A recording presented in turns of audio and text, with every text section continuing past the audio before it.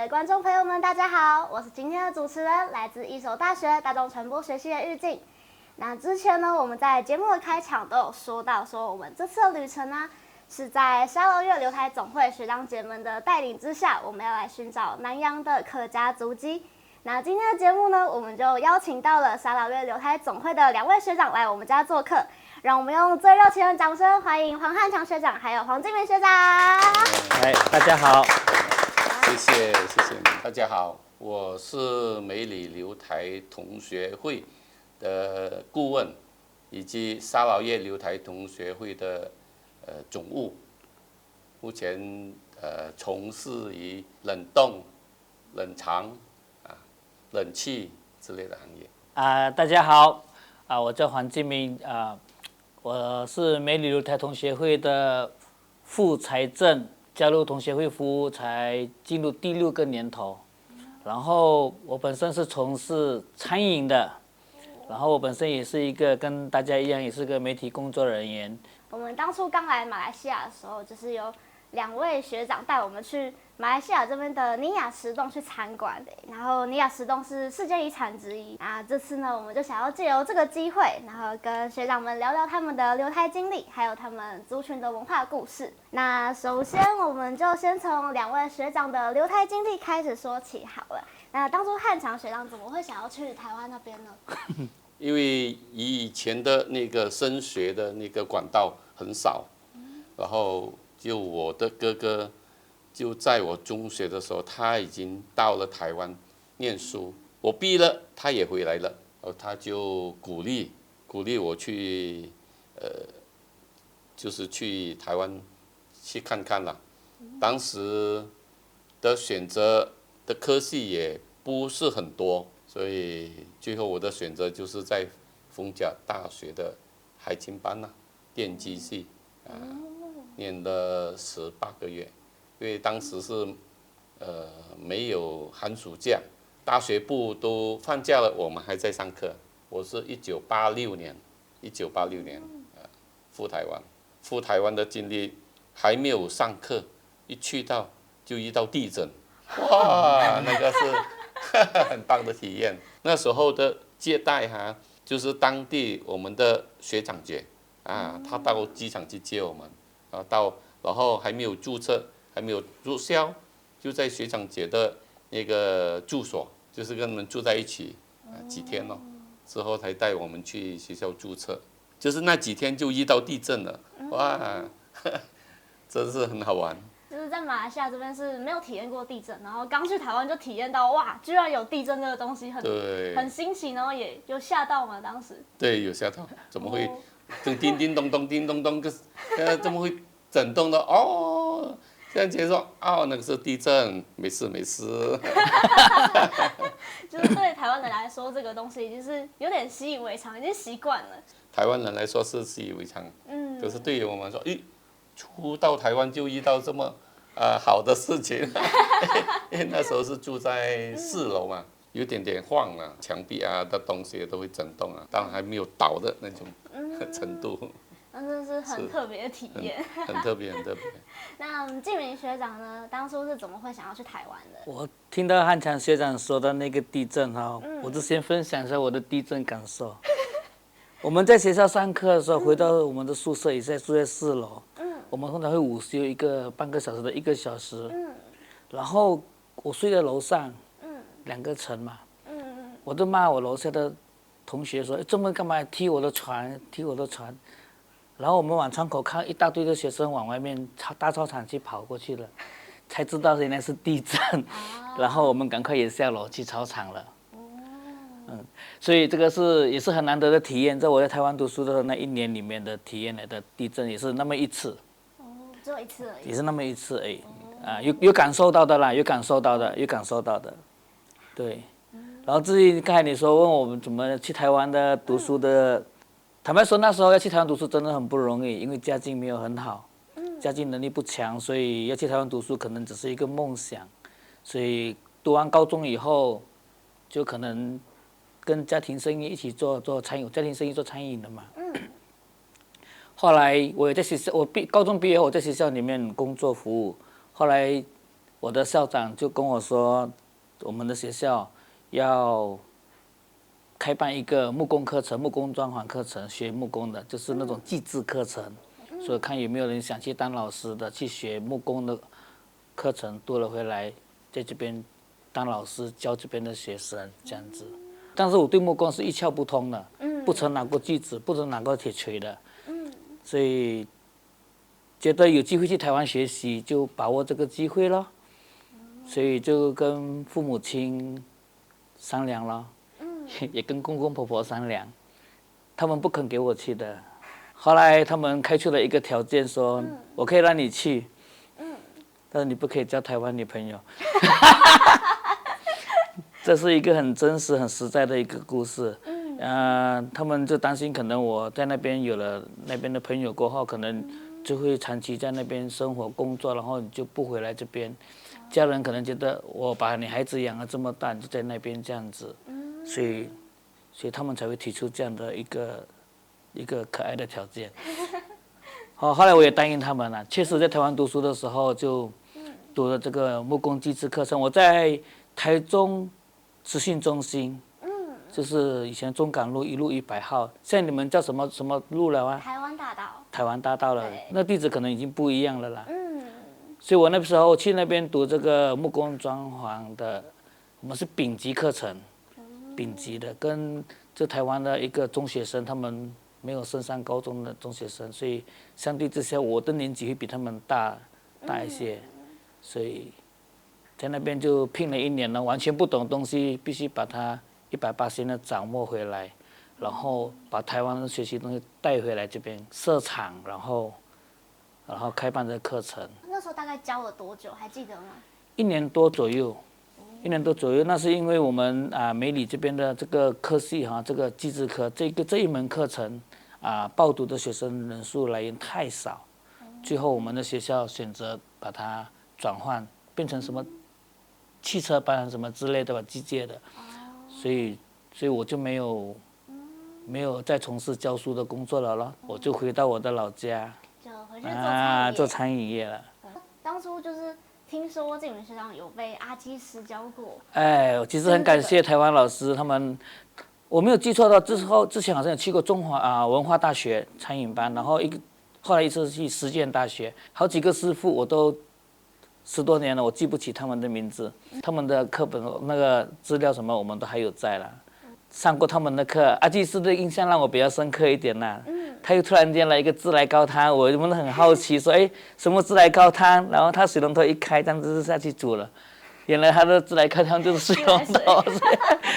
我们上课同学每个人都很好奇他的自来高汤是什么。他很幽默，所以我们在学习的过程中都很掌握到阿基师他那种灵巧的厨艺，非常好。也很难得能够听他上课了，也是通过台湾同学会这边的管道了哈。对。我们上次去尼亚石洞回来是静云学长亲自下厨给我们吃的，对。那今天就轮到我们来回礼啦。接下来就让我们有请我们的大厨，让他谢谢同学，小心。来，那就让诗翰来跟2位学长，还有跟镜头前面的观众朋友们介绍一下我们今天做的料理是什么。2位学长好，主持人好，还有各位观众们好。今天为你们上的这道料理是，我们在台湾非常常见的，就是我们会拿来当正餐的东西，便当。那菜色的发想是我们中式的铁板烧。我们可以看到这边有高丽菜、豆芽菜，然后1份炒的肉、白饭，然后还有一个我们台湾最常见的家常菜菜爆嫩。然后饮料配的是我们台湾人之前喜欢喝的，就是你们这边所说的 TC 鲜奶茶。OK。只是我们调的是比较不甜的。奶味跟茶味就是比较重的那一种版本。那2位请慢用。来，听说汉翔学长也还没有吃午餐。来，让我们谢谢了。没错。这是台湾人的餐饮的习惯的配备。没错。好吃。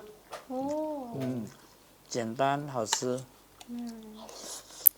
口感不一样。谢谢同学的用心。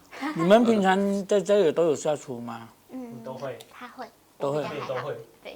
哦，好，那今天就感谢诗翰这么用心的准备了这个料理，我们再次谢谢你诗翰谢谢谢谢。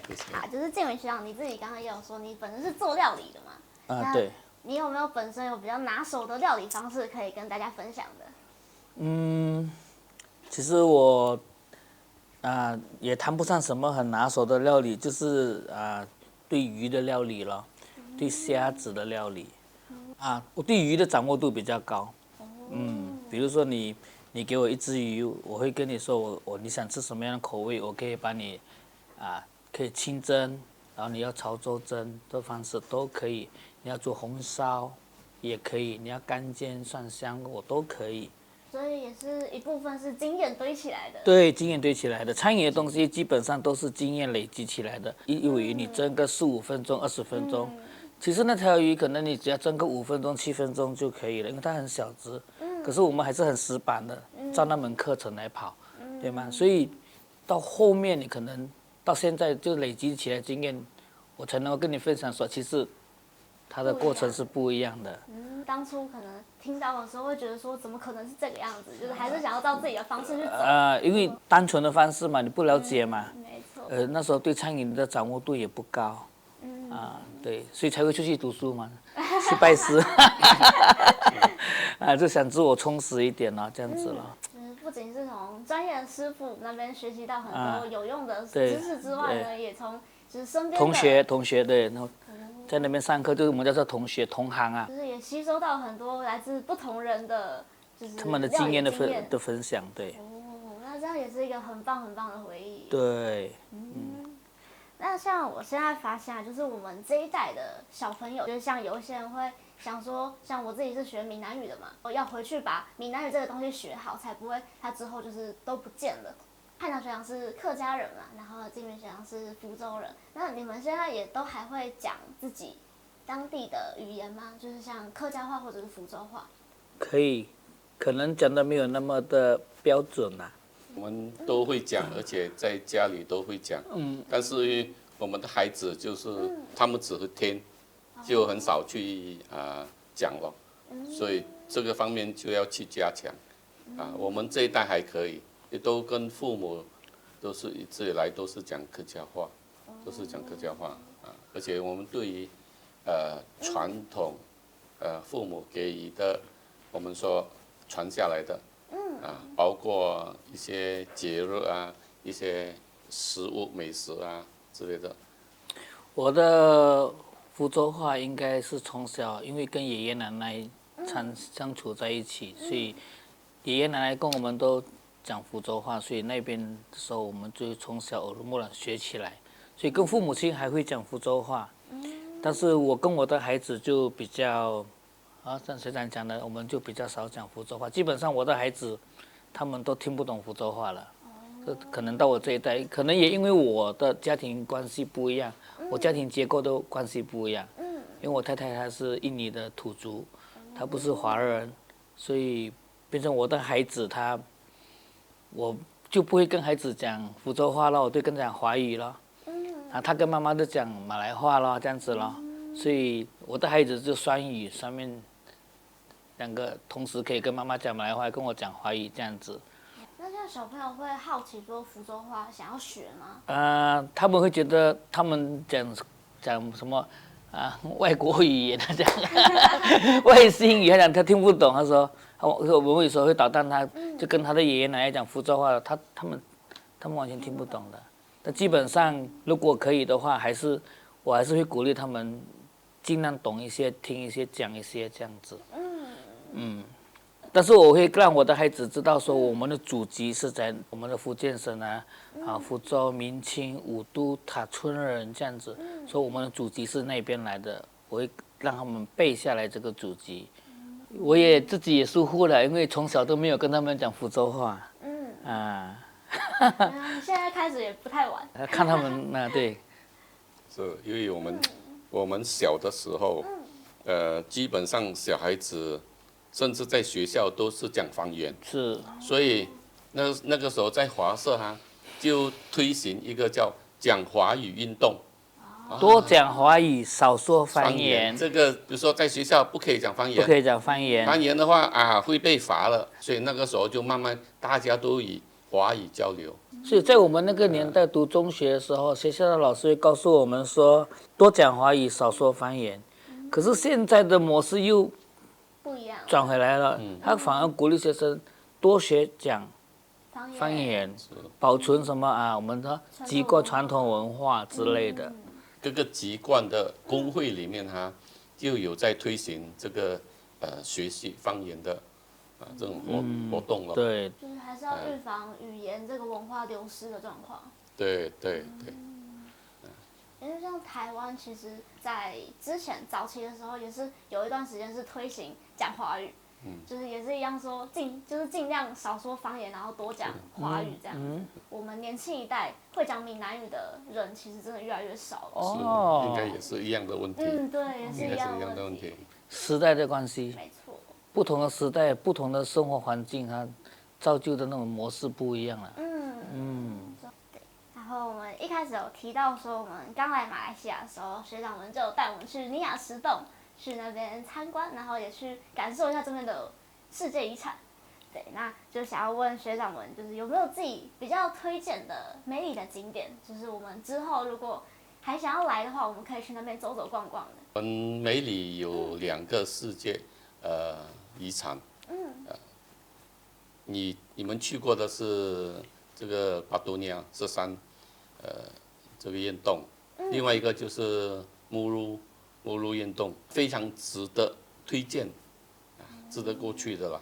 但是因为交通必须是要用飞机乘飞机过去，还不能用陆路道，所以相对它的费用会比较高，但是是非常值得参观去跑跑的。另外在梅里也有鳄鱼园，养了很多鳄鱼。在他们的活动里面也有给游客去喂养这个鳄鱼，所以是非常刺激的。那静美学长有没有什么推荐的？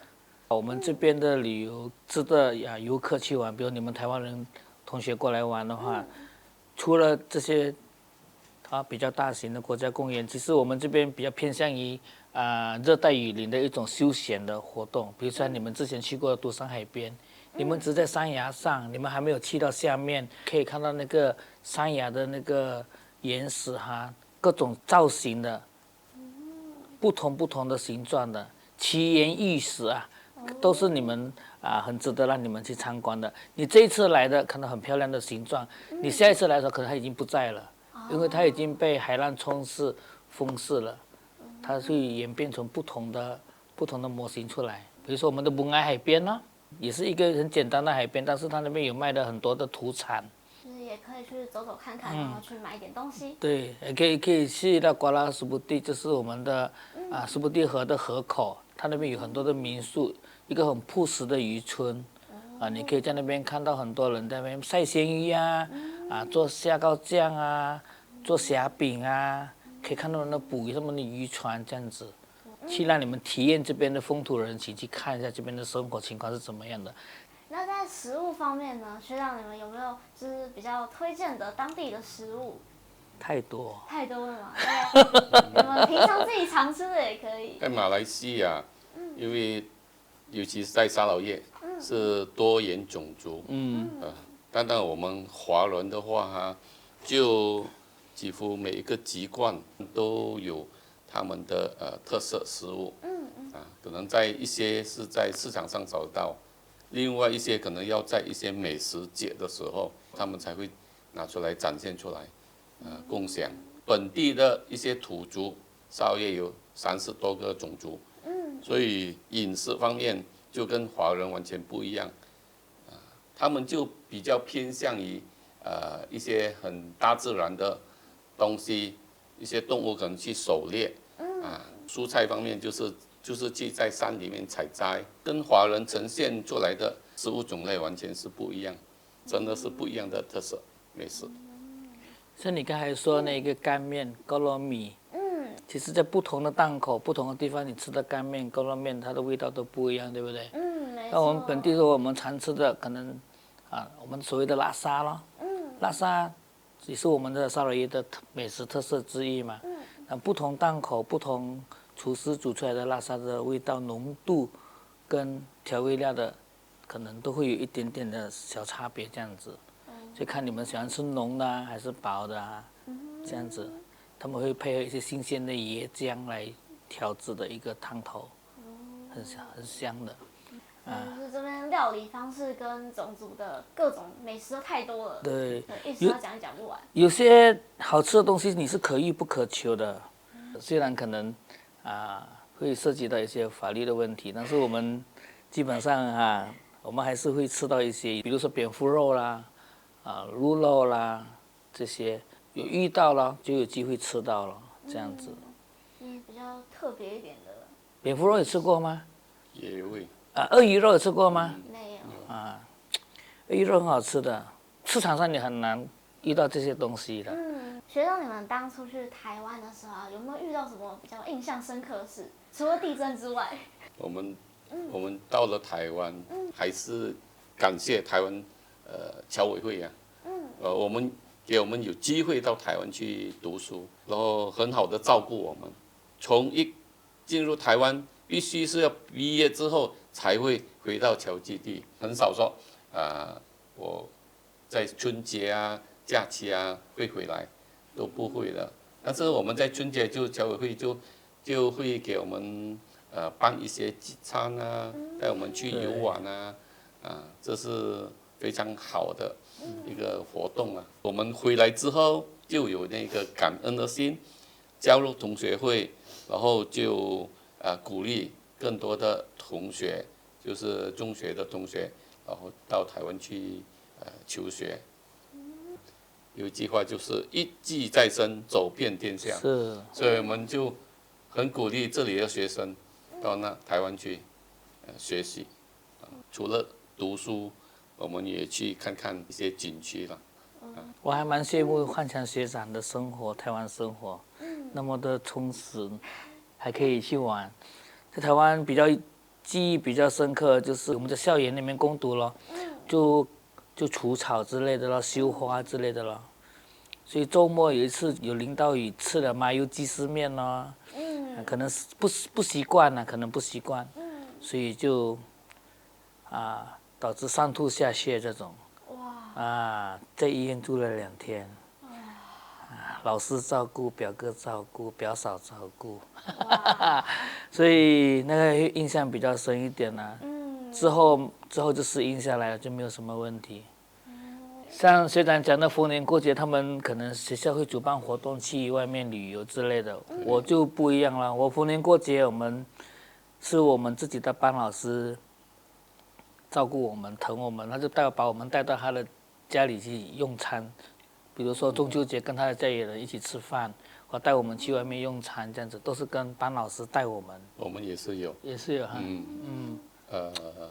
星期六、星期天这样老师就是带我们去他家里一起用餐之类的。我们陈文龙老师、林文松老师，我都还记得他们，他们会带我们出来，轮流带。他们还要协调一下，今天我带，明天你带，这样子在台湾读书，台湾的老师对我们非常的照顾了。坦白说，他们非常非常的照顾，非常好的经历非常。那可不可以简单跟我们分享一下，说留台总会大概主要是在做什么的？沙劳越留台同学会成立于1964年，就是说1964年之前就有学长学姐他们，有些是坐货轮很转折的到了台湾读书，就是说1964年，回到马来西亚，回到沙劳越，所以成立了留台同学会。为什么要成立？留台生的文凭是不受马来西亚政府不受官方政府承认的，所以我们成立的目的也是为了巩固我们的一个力量，然后再来就是我们可以宣导更多的同学，带着更多的同学赴台升学，这是我们一直以来同学会的一个使命那今天就是非常开心，可以邀请到汉强学长跟静敏学长来到我们家。对，然后同时呢，也要再次非常认真的感谢沙劳越刘海同学会总会对我们这一次旅程的帮助，还有很多的支持，真的非常的感谢。那今天的节目也差不多来到尾声啦。如果喜欢我们的节目的话，记得按赞、订阅、分享，并且开启小铃铛，才不会错过任何消息哦。东马泰嘎后，我们下次见啦，拜拜。拜拜。